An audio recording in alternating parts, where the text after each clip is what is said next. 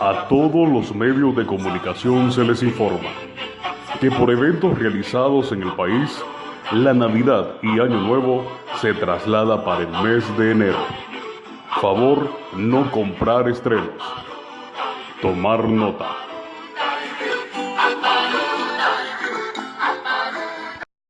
Una historia de violencia.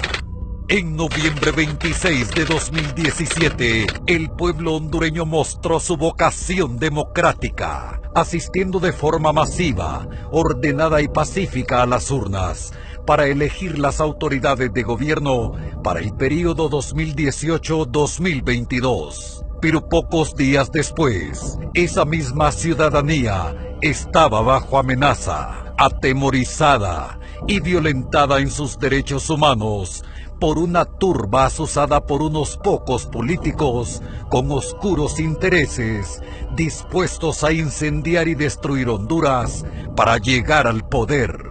¿Cuáles eran esos oscuros intereses? ¿Cuándo se originó de verdad esta crisis?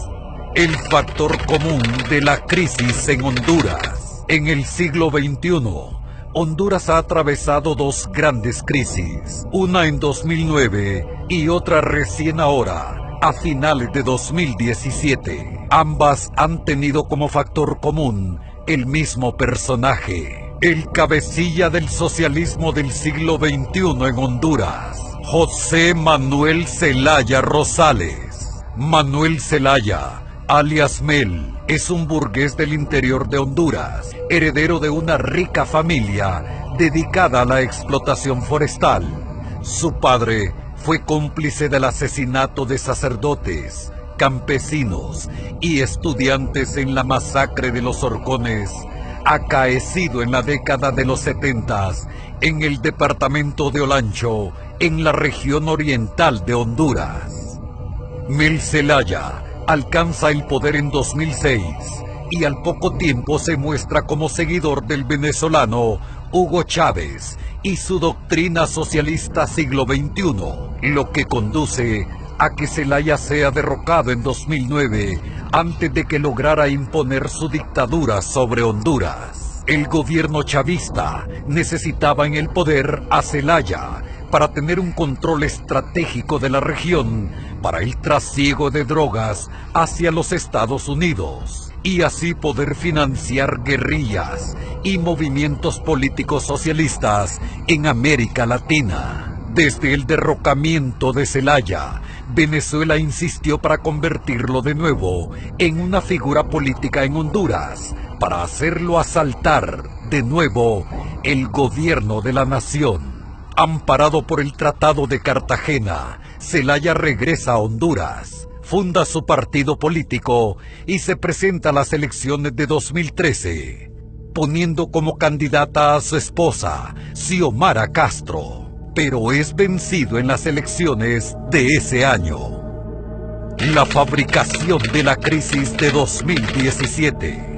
Vencido en 2013 y sabiéndose impopular por su relación con el narco y con el socialismo del siglo XXI, Mel Zelaya traza una nueva estrategia. Inicia una incesante andanada de rumores sobre un fraude electoral en las elecciones de 2017. Luego, atrae a su esfera de influencia a un candidato popular, pero sin ninguna formación política, Salvador Nasralla, a quien manipula para que sea repetidor de sus ataques al gobierno.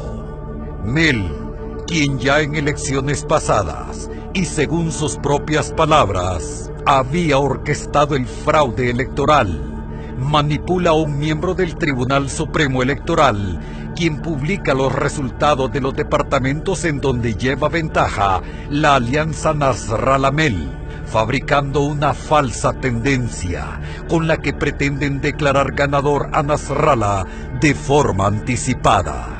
Pero la estrategia le falla al negarse el tribunal a declarar un ganador sin antes haber contado todos los votos. Conforme ingresan las actas de los departamentos del interior del país, surge la ventaja del candidato nacionalista Juan Orlando Hernández, quien supera por estrecho margen a Nasrallah. Es entonces cuando Mel pone en ejecución el plan B de su estrategia. Si no daban una declaración preliminar de Nasrallah como ganador, recurriría a la denuncia de fraude para levantar a la población civil y a la comunidad internacional en contra de los resultados de las elecciones, que por cierto han sido las más observadas y transparentes en la historia de Honduras.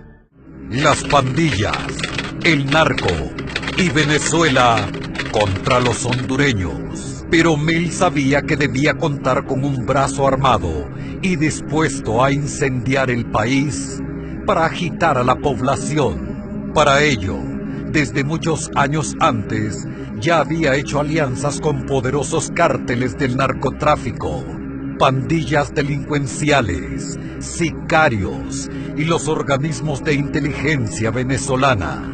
Con el dinero enviado por el presidente de Venezuela, Nicolás Maduro, Mel Zelaya equipó, abasteció de armamento y fondos para pagar agitadores a sus aliados del crimen organizado. Días antes de las elecciones, estas estructuras criminales de Mel Zelaya persiguieron y asesinaron activistas políticos afines al Partido Nacional. Y durante los comicios amenazaron de muerte a los simpatizantes que salieran a votar y a los transportistas que prestaran sus unidades para transportarlos. Estos mismos líderes de pandillas y el narco organizaron turbas para hacer saqueos, obstrucción de carreteras y daños a la propiedad, tanto privada como pública, en todo el país. Incluso se involucran en el asesinato de agentes del orden público y del ejército. Toda esta vorágine de violencia fue diseñada por un solo personaje: Mel Zelaya. Caos, dolor, miedo y muerte fueron los resultados de las revueltas a las que Mel Zelaya llamaba de manera falsa manifestaciones pacíficas, que causaron pérdidas invaluables en vidas y bienes a la población civil y millones de dólares a pequeños y medianos comerciantes, así como a la industria y a la gran empresa, todo sumado a la zozobra por el hambre y la escasez. ¿Por qué tanta hazaña de Mel Zelaya contra su propio pueblo? Porque sus patrones le piden cuentas y resultados por todos los millones invertidos para dominar Honduras. Pero hasta el momento, con la ratificación mundial del triunfo honesto de Juan Orlando Hernández, las puertas para poner su garra sobre Honduras se le han cerrado de nuevo a Mel Zelaya, a un costo muy grande para este país.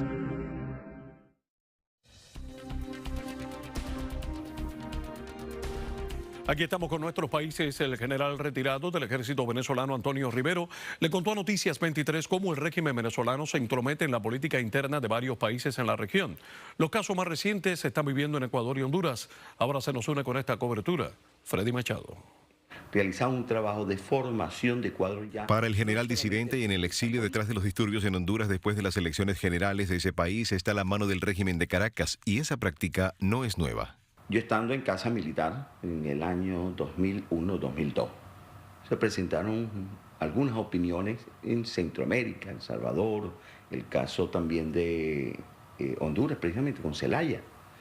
Y todo esto fue articulado también con la Dirección de Inteligencia Militar, pero con oficiales de la Casa Militar. El general Rivero fue jefe de comunicaciones de la Casa Militar del mandatario Hugo Chávez. Las maniobras para extender el socialismo del siglo XXI al resto de los países, según él, ha sido una política constante. En esa línea se han involucrado las sedes diplomáticas de Venezuela en los países de la región con la logística y la táctica, también los agregados militares que organizan los grupos y el financiamiento de toda esta estructura. Fuerzas de choque para activar, para incentivar, para estimular las acciones propiamente de subversión y de inestabilidad a generar todo eso que podemos ver desde el punto de vista de Honduras y que se han sucedido en otros lugares.